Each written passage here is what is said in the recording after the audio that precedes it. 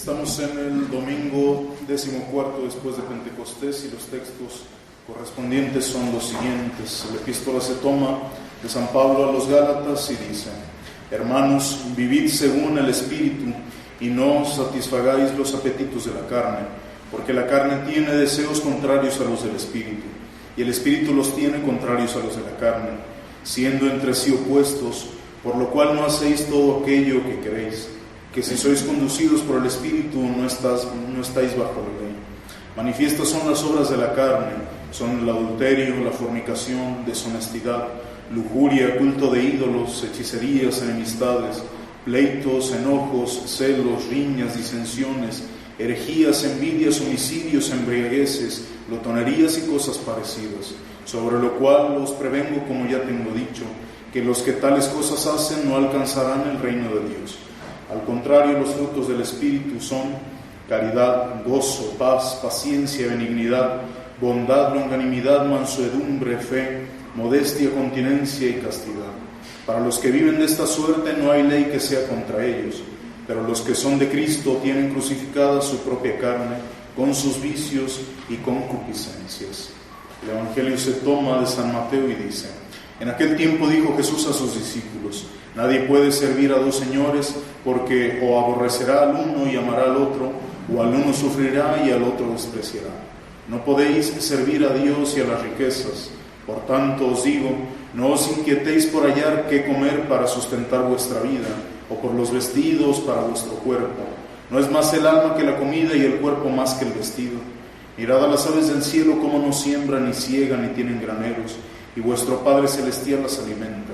Pues ¿no valéis vosotros mucho más que ellas? ¿Y quién de vosotros a fuerza de pensar puede añadir un codo a su estatura? ¿Y por qué andáis solícitos por el vestido? Considerad cómo crecen los lirios del campo. Ellos no trabajan ni hilan. Y sin embargo yo os digo que ni Salomón en el apogeo de su gloria llegó a vestirse como uno de estos lirios. Pues si al heno del campo, que hoy es y mañana es echado al horno, Dios así lo viste, ¿cuánto más a vosotros, hombres de poca fe? No os preocupéis, pues, diciendo, ¿qué comeremos o qué beberemos o con qué nos vestiremos? Porque los gentiles se afanan por estas cosas. Ya sabe vuestro Padre que habéis menester de todas ellas. Buscad, pues, primeramente el reino de Dios y su justicia, y todas las demás cosas se os darán por añadidura. Escuchamos, queridos fieles, este Evangelio por demás conocidos para nosotros, donde la idea central de nuestro Señor es esa, con lo que finaliza: buscar el reino de Dios y su justicia. Hoy es un domingo maravilloso, es el domingo de la providencia, donde Dios se nos muestra un Padre providente tal cual, un Padre que está al pendiente de nuestra necesidad, un Padre amoroso, y así nuestro Señor nos va mostrando desde el principio, expresando ese amor de Padre que de Él mismo proviene al fin y al cabo. Expresa nuestro entendimiento. La frase, la necesidad de esta sentencia para el cristiano: buscad primero la salvación y todo lo demás se vendrá, porque sí, como añadidura. Y va por el orden, por la jerarquía de los seres nuestro Señor. Va viendo primero el ser vegetal para que nos pongamos en comparación con ellos. El ser vegetal, el ser sensitivo, animal, y llega hasta el hombre. Primero pone al heno, a la hierba que crece en los montes, que es mucho más efímero que el hombre todavía, que unos meses vive, y aún así, con esa vida tan corta, nuestro Señor se preocupa por esas criaturas, y les da vida, y les da alimento, y los mantiene hasta por esas criaturas, que a veces le dan más gloria a Dios que el mismo hombre haciendo su voluntad. Y ese heno no se desvive por su subsistencia, no se desvive, ni siquiera piensa, y aún así nuestro Señor siempre es providente con ese heno. Y así va nuestro Señor con los animales, y al final llega con nosotros. Aún así esos animales los conserva nuestro Señor. ¿Cuánto más tú, Hijo de Dios, que le costaste sangre, que le costaste su Hijo? Y quién dirá, bueno, es que la hierba necesita otra clase de cosas, tiene necesidades menos complicadas que en la mía. No hay comparación. Claro que hay comparación, porque el mismo que provee esa hierba es el mismo que te va a proveer a ti. El mismo que la ha creado es el mismo que te ha sacado a ti de la nada. El mismo Padre que conoce mejor nuestras necesidades que nosotros mismos. Él sabe lo que es mejor para ti que incluso tú mismo. Conociendo a aquel que te ha creado tu corazón, conoce bien lo que necesita. Pero no, es que yo me tengo que preocupar porque Dios va a venir. ¿Cómo va a ser que Dios venga y me ponga el alimento en la mesa? Pues si es necesario, queridos fieles, lo hace nuestro Señor, lo acaba por hacer. Como nos muestra con tantos ejemplos de santos que totalmente se despreocupaban por amar a Cristo, se despreocupaban de las cosas del mundo, lo que venga mañana, con tal de amar a Cristo profundamente y de preocuparse por su alma y el alma de los que tenían a su tutela y cuidado. Justamente había un santo, San José Benito Ottolongo, ese hombre que tenía a su cuidado tanta gente, un hombre que era la caridad andando. Y en una ocasión la cocinera de su lugar llega y le dice: padre, bueno, es que se acabó la harina, ¿y mañana qué vamos a comer? Y estaba preocupada la mujer: ¿qué vamos a hacer? ¿De dónde voy a sacar? Y cuando va con el santo y le dice: padre, falta esto, ¿cuál es la respuesta que recibe de él? Por eso te preocupas, mujer. ¿Por qué cosas tan pequeñas te preocupas? La mujer se sale confundida: bueno, ¿qué voy a hacer este hombre? Y regresa. Y el santo se creía solo, de repente se hinca ante la imagen de Nuestra Señora, pone sus brazos en cruz y empieza a pedirle a María Santísima: no tengo, madre mía. Se creía sola y esta mujer lo veía y sale espantada la mujer cuando no acababa de pedirle a María Santísima, cuando la puerta empieza a sonar. Y era un hombre que se acerca a esa casa religiosa a regalarles un carro de harina, todo lo que traía en su carruaje, lo quería regalar a esa casa religiosa. Pero la mujer espantada y confundida: Señor, ¿cómo fui a desconfiar de tu providencia? Si es necesario que nuestro Señor venga y nos ponga pan en la mesa, lo va a hacer. Lo va a hacer porque es un Padre providente. Y nosotros hay que repetirnos eso: por tan poco nos inquietamos. Por tan poco nos inquietamos. Y tantísimos ejemplos que Dios da de ser un Padre providente. En una ocasión con San Ignacio de Loyola, con la obra de la Compañía de Jesús, la obra jesuítica, cuando falleció uno de los benefactores, de los grandes benefactores de la obra, don Codazo, ya por el tiempo del Papa Bonifacio III, me parece. Por aquel tiempo fallece el Papa, muere este hombre, se creían solos: bueno, ¿qué vamos a hacer? Le digo: a nuestro padre hay que decirle a San Ignacio. Ahí se preocupaba, ni uno de sus cocineros, que llevaba por nombre Juan de la Cruz, este hombre sale de la ciudad. Claro, todos los demás religiosos desesperados: ¿qué vamos a hacer, nuestro padre? Y empiezan a rezar. San Ignacio se hinca con sus hijos y empieza a rezar a nuestro Señor. ¿Y qué pasa? Este hombre que iba, este lego que iba por la calle, de repente se le presenta un hombre, le toca el hombro, le da una bolsa a reventar de ducados, de monedas. No, se da la vuelta, se espanta terriblemente el lego, porque ve que cuando se da la vuelta desaparece el hombre, se va corriendo y le dice a nuestro padre: ¿será el demonio? No, Señor, es la providencia, hijo mío, que sabe corresponder cuando un alma se abandona en ella. Pues si es necesario, Dios ha de venir a nuestra mesa. Y esa es la idea central del Evangelio de hoy, del Evangelio de la providencia, del Evangelio del abandono en la mano providente de nuestro Señor, que Cristo empieza a exponer como buen médico. Primero nos expone los daños que se siguen a no cumplir con lo que nos dice y los bienes que alcanzamos al cumplir con esas indicaciones. Cristo va mostrando cómo el seguir su palabra nos alcanza la salud, nos alcanza la salvación, y si nos alcanza lo más, mucho más, con mayor razón lo menos que es esta vida. Cómo nos enseña nuestro Señor que es imposible ahogarse en riquezas en este mundo, desvivirse por tenérselas, y al mismo tiempo, acabando esta vida que nos pasamos en función a esas riquezas, al tener, acumular, al que no falte para mañana, cómo es imposible y totalmente incompatible con la muerte en gracia, con la perseverancia, con el acumular riqueza en el cielo, totalmente incompatible. Pero habrá quien dice: pero hay tanta gente que poseyó mucho en esta vida y aún así se santificó. A un Abraham, a un Job, a un San Luis rey de Francia, tantos reyes, emperadores que se santificaron entre riquezas. Pero hay que entender una cosa: no dice poseerlas, dice servirles.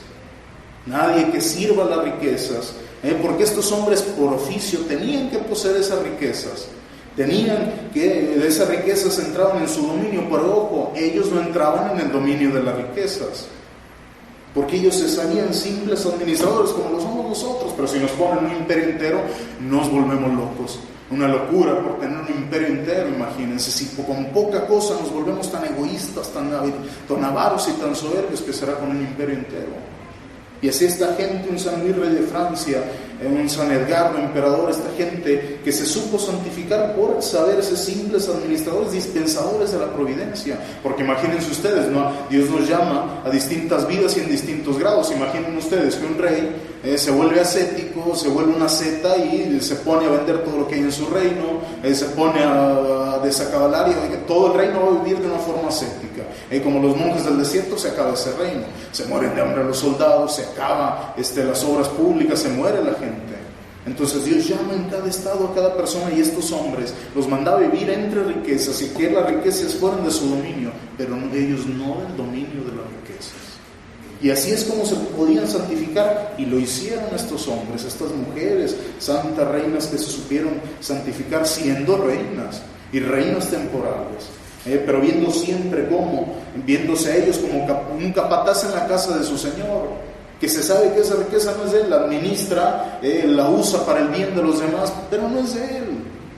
Y justamente así es como debe saber vivir el cristiano en este mundo. Y con esa actitud constante, con esa disposición de que si hoy tengo mucho y mañana lo pierdo todo, no me importa, con tal de que no pierda la gracia en mi alma. Porque su confianza, su esperanza y su fin estaba en Dios. Y en Dios, que a veces, en muchas ocasiones, les arrebataba todo lo que tenían, todo menos su gracia. Dios lo dio, Dios lo quitó, bendito sea el nombre de Dios. Y eso es algo que no nos cabe en la cabeza. Y Señor, ¿por qué? ¿Por qué? Pues Dios sabe por qué lo hace, cuándo y en qué forma. Dice nuestro Señor una frase que es importantísima y además sumamente lógica, para que nos deba mover a confianza en esa providencia de Dios. Nos dice nuestro Señor: ¿acaso no es más el alma que la comida y el cuerpo más que el vestido? Y es que en orden, hay que analizar eso, en orden de bienes es superior el alma, algo tan material como el alimento, y superior el cuerpo, algo como el alma. Entonces hay que razonar, pues si Dios, que nos ha dado lo que vale más, ¿por qué pensamos que no nos va a dar lo que vale menos? Si nos ha sacado de la nada, dándonos lo más, la existencia, dándonos gracia, ¿por qué dudamos de que nos va a dar lo menos? Lo que es superfluo, lo que nada le cuesta. Si sangre le costamos, encarnación y cruz, y aún así lo dio, ¿por qué dudamos que nos va a dar algo tan insignificante como el alimento, como el vestido? Pues Dios, así, queridos fieles, nos ha dado esta naturaleza que Él mismo conoce y sabe el requerimiento que tiene una naturaleza humana que necesita alimento. ¿Ustedes creen que no sabe que lo necesitamos?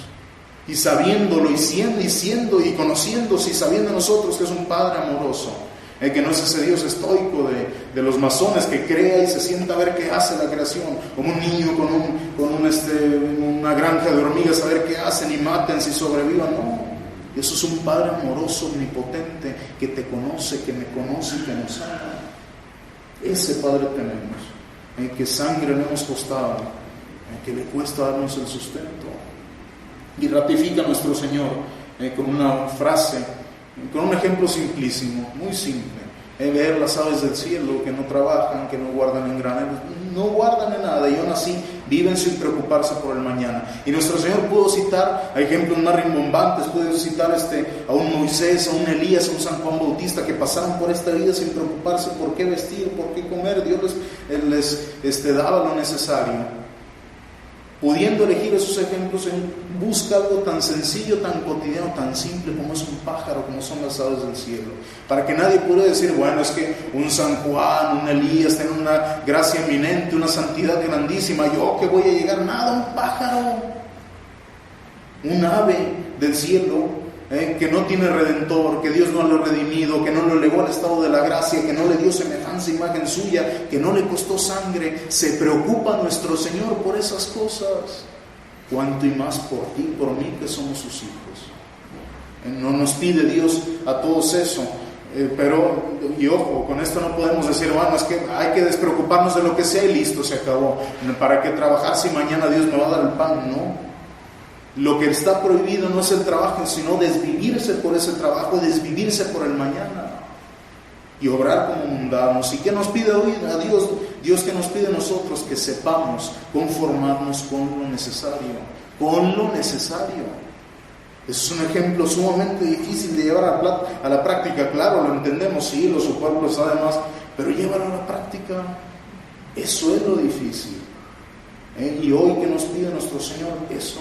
Señor, es que no me enviaste el trabajo, el recurso, la fuerza, el sustento necesario. Sí te lo envié, pero ¿cuántas veces hay que entrar en nosotros? ¿Cuántas veces lo envió nuestro Señor? Y no lo utilizamos para lo que nos lo envió. Sí te lo di, pero no lo usaste para lo que te envié. Dios envía el recurso y nosotros somos administradores de eso. Y como recordamos en el tiempo de pandemia, entre comillas, esta gente surgió con una frase ridícula, que sí fue muy común y era gracioso, pero era ridícula. No sabía que necesitaba esta cosa, este producto, no sabía que necesitaba. O sea, no tenía la necesidad, pero cuando empezó y empezamos a llenarnos de esas cosas superfluas que ningún provecho sacan y que nos hacen desviarnos de ese camino que tenemos que seguir, atesorando en este mundo, guardando. Pues empecemos a aprender a vivir con sencillez, con lo necesario, queridos fieles. Como un soldado lo envían a la guerra y se carga de armamento innecesario. Y nunca lo van a ver, que se carga, ¿y qué tal si esto? Y que es tan cargado que puede llegar al punto en el que ni caminar puede. Con armamento tan innecesario, sobrecargado, que primero va a ser un estorbo para las cosas que sí necesitan. Imagínense ese soldado subiendo su camión, todo menos comida. Saco la comida porque tengo que subir armamento. En 3 días te mueres, en 3 días desfalleces. Vamos a decir que es un loco, pues más loco el hombre.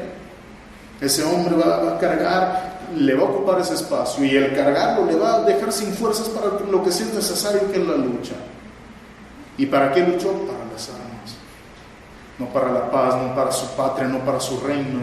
Y justamente eso pasa con el hombre también, que nos cargamos de tantísimas cosas que, lejos de ser una ayuda, son la carga y el ancla que no nos deja elevarnos libres hacia Dios. Este mismo santo, San José Benito Cotolongo, este hombre después, ya lo han escuchado en algún momento, todos los días reunía el dinero que era necesario, para justamente lo necesario. Y a la noche abría sus ventanas y apartaba lo que era necesario para el día siguiente y aventaba lo demás. El dinero lo aventaba. Quien escucha esto del mundo actual le va a decir que era un loco, un idiota, un desconsiderado, que no era previsor. Pues así vive, queridos fieles, el mundo, porque no entiende la confianza en Dios llevado al grado heroico. Imagínense ustedes, hagan eso mañana. El hombre confiaba tanto en la providencia del Señor que decía, no necesito esto de más, alguien más lo necesita más que yo, levantaba por la ventana. Y al otro día Dios le asistía con lo necesario, con lo necesario. Y eso es algo que tenemos que grabar en nuestra mente, lo necesario, queridos fieles. Y fíjense qué hermoso, qué maravilloso que ese hombre, que Dios le daba lo necesario, lo que no era, él era un canal de la gracia, un canal de la providencia para los demás. La gente necesitaba, ya sabían que por la ventana de Cotolongo iba a llegar el sustento. Qué maravilloso ser parte de esa cadena de la providencia y ser cooperadores del brazo providente de nuestro Señor. Pero somos tan egoístas que nos cuesta un triunfo deshacernos hasta lo que no necesitamos, y creamos en nuestra mente necesidad, es que y si pasa, y si me dice, y nunca acabamos de deshacernos de lo que no es necesario para nuestra vida. Decía Séneca, fíjense ustedes, un filósofo, Séneca, un filósofo pagano que adoraba a dioses, pero aún así, dentro de su error, entendió que las riquezas eran superfluas para la vida, y decía, este hombre no es mendigo, no es miserable, aquel que menos tiene, sino aquel que desea más, el que vive deseando más, sin necesitarlo. Que puede ser con lo que sea, como decíamos hace tiempo, un pobre con una piedra, mi piedra y la voy a guardar, y por nada del mundo voy a deshacer, y más piedras, y dice, por esa piedra se va a condenar. Siendo un miserable en una cueva, se va a condenar por eso. ¿Cómo entendió este hombre? Sin la luz de la fe, sin la luz del Evangelio, ¿cómo entendió que hay cosas superfluas para la vida que son simplemente un ancla? Por eso Dios sí que nos pide una pobreza espiritual, queridos fieles, pide cosas distintas y distintos estados para cada uno de nosotros. A todos nos llama a sufrir la moderación. Eso es lo que tenemos en común, aquí en un estado de perfección, en cierto estado, en otro, en tal, pero a todos nos llama a sufrir la moderación, a vivir con lo necesario, a desechar el lujo superfluo, a desechar el lujo superfluo, y si no lo tenemos, a no anhelarlo. A no vivir anhelando, es que si yo pudiera, si hiciera, con lo que tienes te basta, porque Dios así lo quiso. a imitación del Divino Maestro, el ejemplo de echado de todas las virtudes. Pregúntale a nuestro Señor: ¿cómo era tu casa, Señor, en esta tierra? Las zorras tienen sus madrigueras, pero el Hijo del Hombre no tiene donde reposar la cabeza. Ese es el ejemplo de echado de virtudes. Porque claro está que un padre de familia no se va a llevar a sus hijos a vivir al monte porque hay que ser perfectos, no, tiene que cumplir con ese estado, pero con esa disposición interna: Señor, si hoy me lo quitas, déjame tu gracia simplemente, déjame tu gracia. Porque hasta nuestro Señor permitió que en algún momento colegio apostólico tuviera un poco de dinero para el sustento del día, para lo necesario simplemente.